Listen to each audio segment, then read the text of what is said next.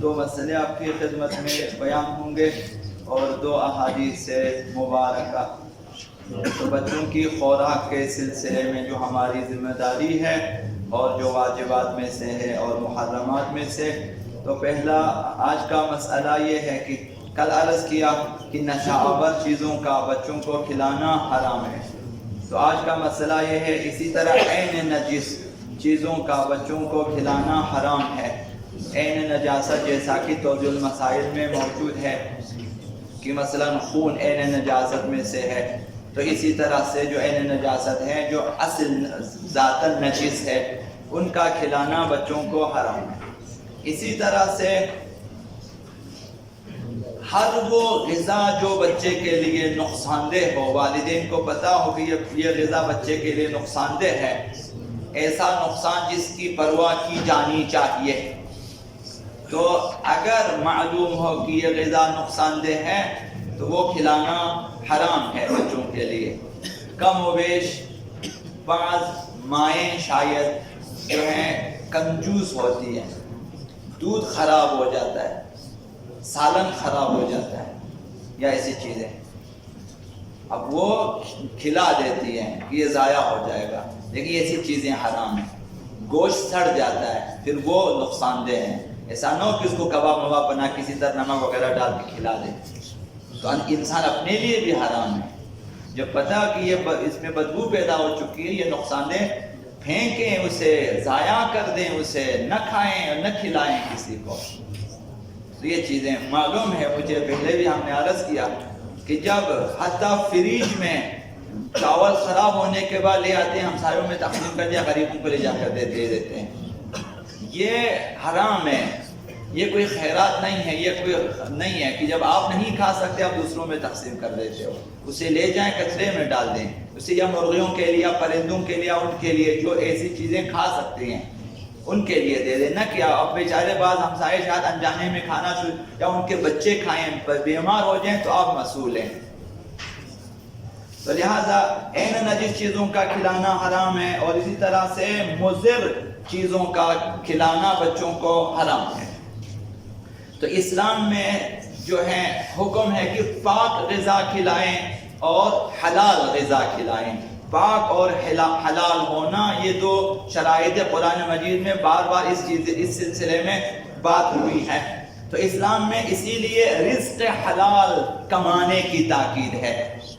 القاد لعیالہ کالمجاہد فی سبیل اللہ، جو اہل عیال کے لیے رزق حلال کمانے جاتا ہے، اس کی مثال اس مجاہد کی طرح ہے جو راہ خدا میں جہاد کرتا ہو، وہ ثواب ہے اسے۔ اسی طرح سے تو رزق حلال کی وہ فضیلت ہے۔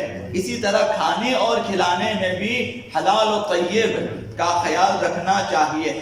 بچے کی تربیت میں حلال روزی کا اثر ہے، لقمہ حلال کا بہت زیادہ اثر ہے۔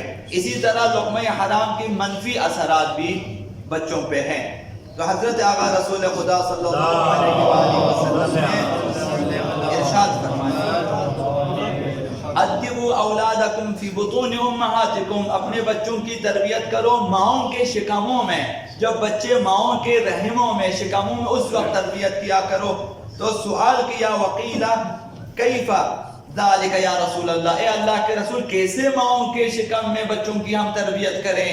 تو فرمایا بِإِطْعَامِهِمُ الْحَلَالِ، انہیں حلال غذا کھلائیں، ماؤں کو حلال غذا کھلائیں تاکہ بچوں کی خوراک حلال ہو جائے۔ ماؤں کے شکم میں غذا جو ہے وہ جو ہضم ہو جاتی ہیں، اس کے بعد وہ خون میں، اور اس طرح بچے کی غذا وہاں سے حاصل ہوتی ہے۔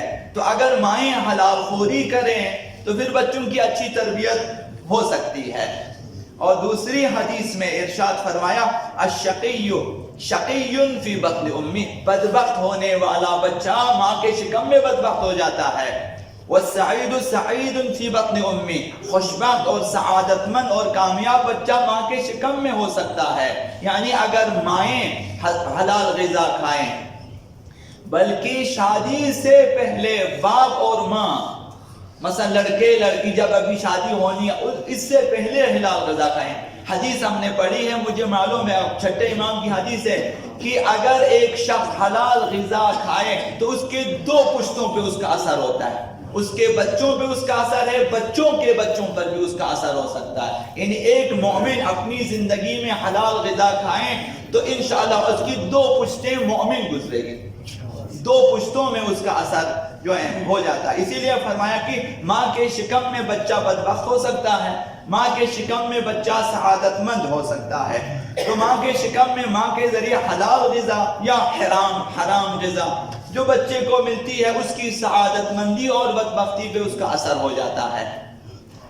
پاک اور حلال غذا کے اثرات سے آنے والے بچے خوشبخت ہو سکتے ہیں، سعادت مند ہو سکتے ہیں. اسی طرح ناپاک، نجس اور حرام غذاؤں کے سبب بچے جو ہیں آنے والی اولاد بدبخت ہو سکتی ہیں، ناکام ہو سکتی ہیں.